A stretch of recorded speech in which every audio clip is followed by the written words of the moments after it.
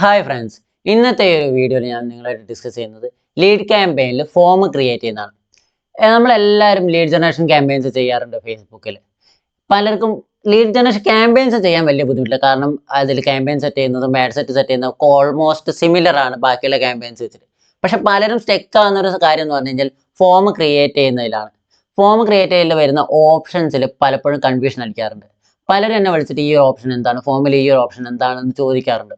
അപ്പം പലരും ആ ഒരു പോർഷനിൽ എത്തുന്ന സമയത്ത് ഒന്ന് സ്റ്റെക്ക് ആവാറുണ്ട്. അപ്പോൾ അതുകൊണ്ട് തന്നെ ഫോം ക്രിയേറ്റ് ചെയ്യുന്നത് എങ്ങനെയാണെന്നുള്ളതാണ് ഇന്നത്തെ ഒരു വീഡിയോയിൽ ഞാൻ നിങ്ങളായിട്ട് ഷെയർ ചെയ്യുന്നത്. അപ്പം നിങ്ങൾ ലീഡ് ജനറേഷൻ ക്യാമ്പയിൻസ് സെറ്റ് ചെയ്യുന്ന ഒരാളാണെന്നുണ്ട്, അല്ലെങ്കിൽ നിങ്ങൾ അത് ലീഡ് ക്യാമ്പയിനിൽ സ്റ്റെക്കായി ഇങ്ങനെ നിൽക്കുന്ന ഒരാളാണെന്നുണ്ടെങ്കിൽ നിങ്ങൾ ഒരു വീഡിയോ അവസാനം വരെ കാണുക. ഓക്കെ, അപ്പം അതിനായിട്ട് നമ്മൾ ഇവിടെ ഈ ലാസ്റ്റ് ടാബിൽ ആഡ് എന്നുള്ള ടാബിൽ വന്നതിന് ശേഷം ഇവിടെ താഴേക്ക് സ്ക്രോൾ ചെയ്ത് കഴിഞ്ഞാൽ നിങ്ങൾക്ക് ഇവിടെ ക്രിയേറ്റ് ഫോം എന്നുള്ളൊരു ബട്ടൺ കാണാൻ പറ്റും.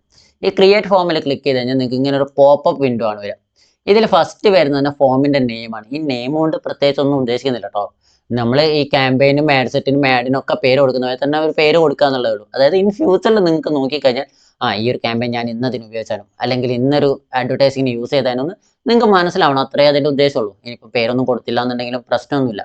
പേരൊന്നും കൊടുത്തില്ലെങ്കിലും വലിയ ഇഷ്യൂസ് ഒന്നുമില്ല. പിന്നെ വരുന്നത് അതിൽ ഫോം ടൈപ്പാണ്. 3 ടൈപ്പ് ഫോമാണ് വരുന്നത്. More volume, higher intent, rich creative.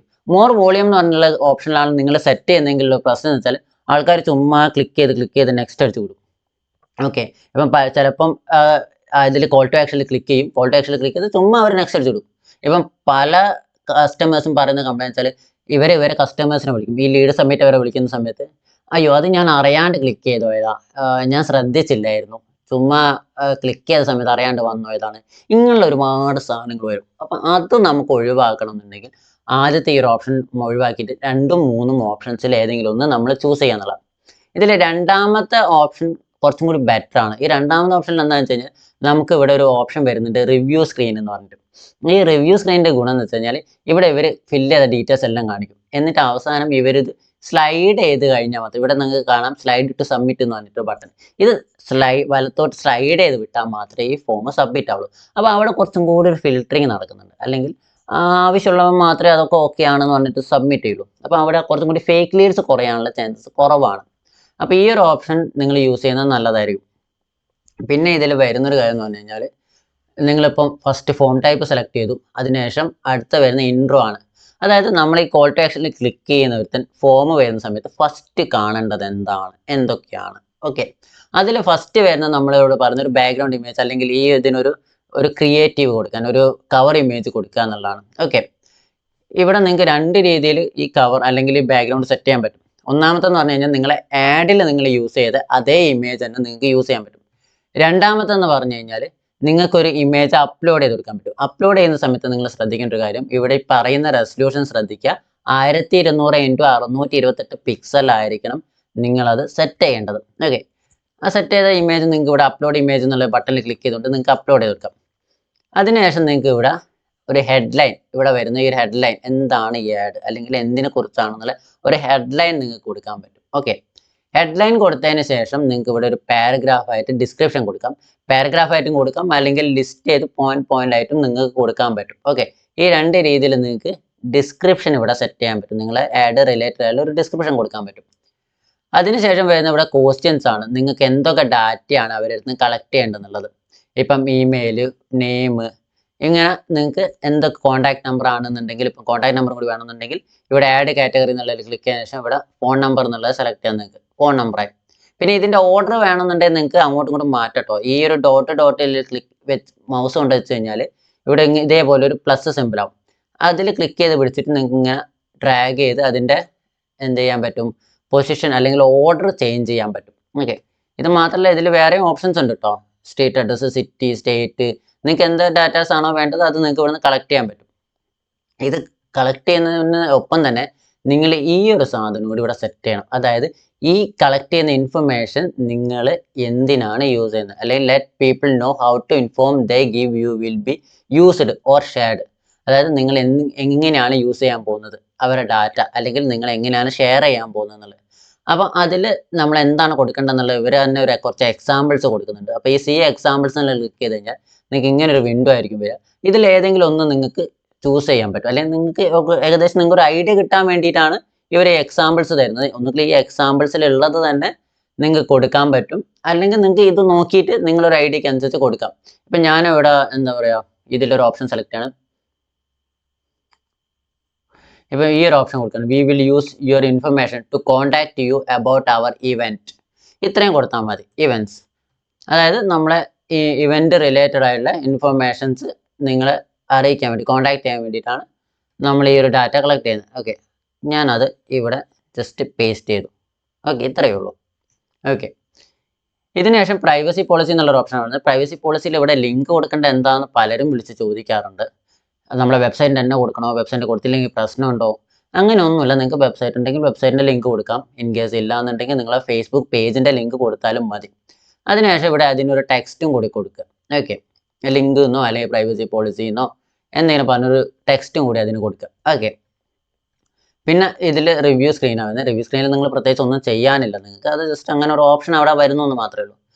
പിന്നെ മെസ്സേജ് ടു ലീഡ്സ്, അതായത് ലാസ്റ്റ് ഒരു താങ്ക് യു മെസ്സേജ്. ഈ താങ്ക് യു മെസ്സേജ് നമുക്കിവിടെ സെറ്റ് ചെയ്യാൻ പറ്റും. ഇവിടെ ഹെഡ്ലൈൻ ഓൾറെഡി ഇവിടെ ഉണ്ടാവും, thank you are all set എന്ന്. അത് വേണമെന്നുണ്ടെങ്കിൽ നമുക്ക് ചേഞ്ച് ചെയ്ത് കൊടുക്കാൻ പറ്റും. പിന്നെ ഡിസ്ക്രിപ്ഷൻ വേണമെന്നുണ്ടെങ്കിൽ ഒരു ഡിസ്ക്രിപ്ഷൻ നമുക്ക് കൊടുക്കാം. ഇതൊക്കെ ചേഞ്ച് ചെയ്തിട്ട് നമുക്ക് ചേഞ്ച് ചെയ്യാൻ പറ്റുന്ന കേട്ടോ. അതിനുശേഷം വരുന്നൊരു കോൾ ടു ആക്ഷൻ. ഇതിൻ്റെ താഴെ ഒരു ബട്ടൺ വരും. ഈ ബട്ടൺ വരുന്നത് നമുക്ക് ഇപ്പം അവർ ലീഡ് സബ്മിറ്റ് ചെയ്ത് കഴിഞ്ഞു, ഇനി അവരെന്താണ് ചെയ്യേണ്ടത് എന്നുള്ളതാണ്. ഇപ്പം നമ്മളെ വെബ്സൈറ്റ് ലീഡ് സബ്മിറ്റ് ചെയ്തൊരു വ്യക്തി നമ്മളെ വെബ്സൈറ്റ് വന്നിട്ട് വെബ്സൈറ്റ് വിസിറ്റ് ചെയ്യണം എന്ന് വിചാരിക്കാം. അപ്പം നമുക്ക് അവിടെ എന്താണെന്ന് വെച്ചാൽ ഇവിടെ വെബ്സൈറ്റിൻ്റെ ലിങ്ക് കൊടുത്തതിന് ശേഷം ഇവിടെ വ്യൂ വെബ്സൈറ്റ് എന്നുള്ള പേര് കൊടുക്കാം. വ്യൂ വെബ്സൈറ്റ് എന്നുള്ളത് നമുക്ക് എഡിറ്റ് ചെയ്യാൻ പറ്റും കേട്ടോ. വേണമെങ്കിൽ വ്യൂ അവർ വെബ്സൈറ്റ് എന്നാക്കാൻ പറ്റും. ഓക്കെ, അങ്ങനെ നിങ്ങൾക്ക് എഡിറ്റ് ചെയ്യാൻ പറ്റും. ഇനി അതല്ല, ഇവർ ഈ ഫോം സബ്മിറ്റ് ചെയ്തതിനു ശേഷം നിങ്ങളെ വിളിക്കുക വേണ്ടത്, നിങ്ങളെ അങ്ങോട്ട് വിളിക്കണം എന്ന് വിചാരിക്കാം. അപ്പം നിങ്ങൾക്ക് ഇവിടെ എന്ത് ചെയ്യാം, കോൾ ബിസിനസ് എന്നുള്ളതാക്കി മാറ്റി കൊടുത്തതിന് ശേഷം ഇവിടെ നിങ്ങളെ കൺട്രി കോഡ് കൃത്യമായിട്ട് സെറ്റ് ചെയ്യുക. അതിനുശേഷം ഇവിടെ നിങ്ങളെ നമ്പർ കൊടുക്കുക. അതിനുശേഷം ഇവിടെ എന്ത് ചെയ്യുക, ഇത് മാറ്റിയിട്ട് കോൾ എന്നാക്കി കൊടുക്കുക. ഓക്കെ, ഇനി അതല്ല, അവരെന്തെങ്കിലും ഫയൽ ഡൗൺലോഡ് ചെയ്ത് നോക്കുക, നിങ്ങളെ ബ്രൗസറോ എന്തെങ്കിലും ഡൗൺലോഡ് ചെയ്ത് നോക്കുക വേണ്ടെന്ന് വിചാരിക്കാം. അപ്പോൾ എന്ത് ചെയ്യുക, ഇവിടെ നേരെ ഡൗൺലോഡ് എന്നായിക്കോട്ടെ. ഡൗൺലോഡ് എന്ന് എന്ത് വേണമെങ്കിൽ നിങ്ങൾക്ക് കൊടുക്കട്ടോ, ഞാൻ ജസ്റ്റ് ഒരു എക്സാമ്പിൾ പറയുന്നു എന്ന് മാത്രമേ ഉള്ളൂ. ഡൗൺലോഡ് എടുത്തതിന് ശേഷം നിങ്ങൾക്ക് ഇവിടെ ആഡ് ഫയൽ, ആ ഫയൽ ആഡ് ചെയ്ത് കൊടുക്കാം. ഇത്രയും ചെയ്തതിന് ശേഷം നിങ്ങൾക്ക് എന്ത് ചെയ്യാം, ഇവിടെ ക്രിയേറ്റ് ഫോം കൊടുത്തു കഴിഞ്ഞാൽ ആ ഫോം ക്രിയേറ്റ് ആയി. ഓക്കെ, ഇനി ഇതിൽ ഒരു ഓപ്ഷൻ കൂടി നമുക്ക് ഉണ്ടല്ലോ അല്ലേ, ഒരു ഫോം ടൈപ്പും കൂടി ഇല്ലേ, അതും കൂടി നമുക്ക് നോക്കാം. അതാണ് റിച്ച് ക്രിയേറ്റീവ്. റിച്ച് ക്രിയേറ്റീവ് എന്ന് പറയുന്നത് കുറച്ചും കൂടി അഡ്വാൻസ്ഡ് ആയിട്ടുള്ള കുറച്ചും കൂടി ഓപ്ഷൻസ് അതിലുണ്ട്. ഇതിൽ നിങ്ങൾക്ക് ഇവിടെ ഫസ്റ്റ് നമ്മൾ നേരത്തെ പറഞ്ഞ പോലെ തന്നെ ഒരു ഇമേജ് കൊടുക്കാം, ഒരു ഹെഡിങ്, ഒരു ഓവർവ്യൂ, അതായത് ഒരു ഡിസ്ക്രിപ്ഷൻ, ഇത്രയും കൊടുത്ത് ഇനിയാണ് ഇതിൻ്റെ ഹൈലൈറ്റ് വരുന്നത്. ഇവിടെ നിങ്ങൾക്ക് നിങ്ങളെ പ്രൊഡക്റ്റ് അല്ലെ സർവീസിൻ്റെ ഒരു 2 to 3 ബെനിഫിറ്റ്സ് പോയിന്റ് ആയിട്ട് കൊടുക്കാൻ പറ്റും. എന്തൊക്കെയാണ് നിങ്ങളുടെ പ്രൊഡക്റ്റ് അല്ലെങ്കിൽ നിങ്ങളുടെ സർവീസിൻ്റെ ഒരു ബെനിഫിറ്റുകൾ എന്നുള്ള രീതിയിൽ നിങ്ങൾക്ക് ഇവിടെ ഓരോന്ന് പോയിന്റ് വൈസ് ആയിട്ട് കൊടുക്കാൻ പറ്റും. പോയിന്റ് വൈസ് ആയിട്ട് കൊടുക്കുന്നതിൽ 57 ലെറ്റേഴ്സ് മാത്രം ലിമിറ്റ് ഉണ്ട്, അത് ശ്രദ്ധിക്കുക. ഓക്കെ, ഏറ്റവും ഹൈലൈറ്റ് ആയിട്ടുള്ള ഒരു മൂന്നോ രണ്ടോ പോയിന്റ്സ് എന്ത് ചെയ്യുക, ബെനിഫിറ്റ്സ് നിങ്ങൾക്ക് പോയിന്റ് ആയിട്ട് കൊടുക്കാൻ പറ്റും.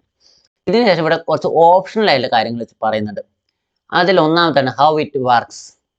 Tell people how to sign up, get started or list the benefit of using your product or service. അതായത് എങ്ങനെയാണ് ഇപ്പം നിങ്ങൾ എന്തെങ്കിലും ഒരു ഇതിലേക്ക് സൈൻ അപ്പ് ചെയ്യുന്നത്, എങ്ങനെയാണ്, അല്ലെ എങ്ങനെയാണ് ഉപയോഗിക്കേണ്ടത്, അല്ലെങ്കിൽ നിങ്ങളെ പ്രൊഡക്റ്റിൻ്റെ ബെനിഫിറ്റുകൾ എന്താ, അല്ലെങ്കിൽ പ്രൊഡക്റ്റ് സർവീസിൻ്റെ ബെനിഫിറ്റുകൾ എന്തൊക്കെയാണ്.